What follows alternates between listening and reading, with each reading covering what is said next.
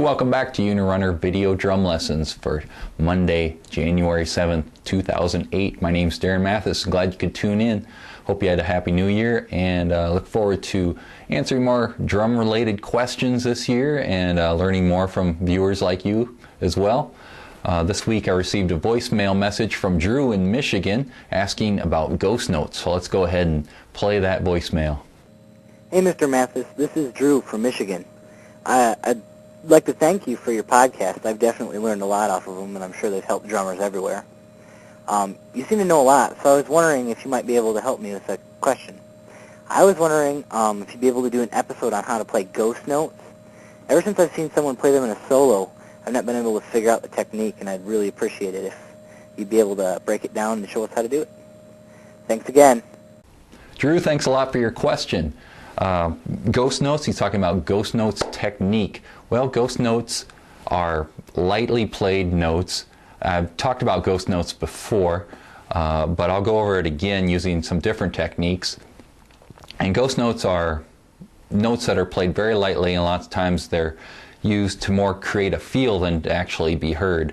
Whereas if you read music, or if you're looking and playing regular sheet music, you'll see a note played with no accent mark over it, and then you might see a note with an accent mark. You're playing a regular volume and you get louder on the accent, whereas a ghost note, you might be playing a regular note at a regular volume and the ghost note drops way below the radar. So you might not even hear it, but it might just be for feel. So I'll demonstrate a couple of beats here that employ a ghost note, and I'll use it in some other techniques as well.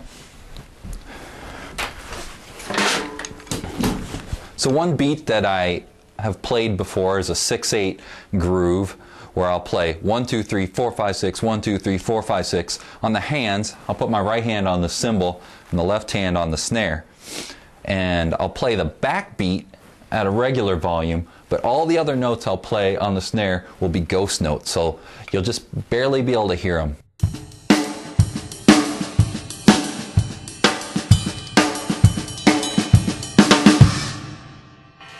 So I'll slow that down a little bit.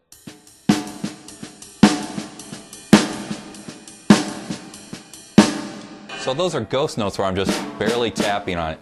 Another beat is a paradiddle beat that I've played before, where I play right, left, right, left, left, left, right, left, right, left, left, left on my hands.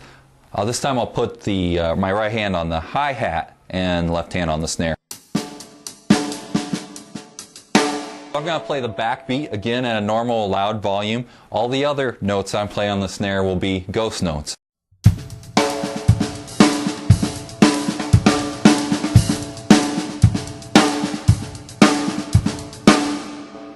So you see how those ghost notes just add to the feel, add feel to a normally otherwise simple beat.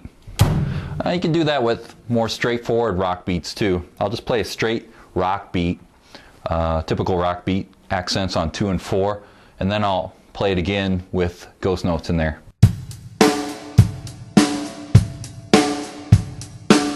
I'll add some ghost notes.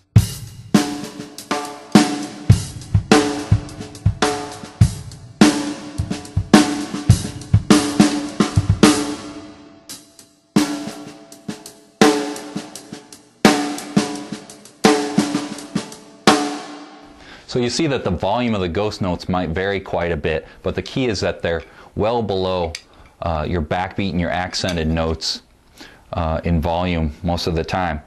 And when you think about incorporating ghost notes in solos, as Drew was talking about, it's the same idea, that you're going to add texture and dynamics to your solo, not just through the course of the entire solo. Maybe you're starting out quietly and getting loud, so forth, building up, but even in those individual parts of your solo, you'll have parts that speak a little bit louder and parts that will have be intermixed with ghost notes to create more texture. So I'll just play some stuff and try and incorporate more ghost notes.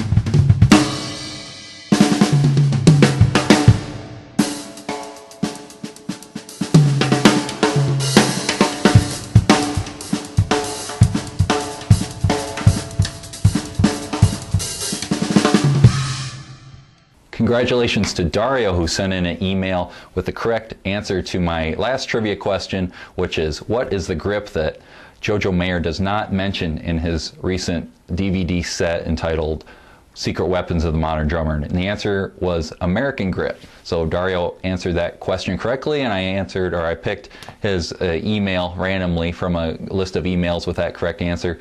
Jojo explains in a recent issue of Modern Drummer that he doesn't mention it because he only considers that there's two types of grip, which are, according to him, the German grip, which is more like this with more wrist motion, French grip, which is more with the fingers, where your thumb's on the top, whereas German, it's more on the side.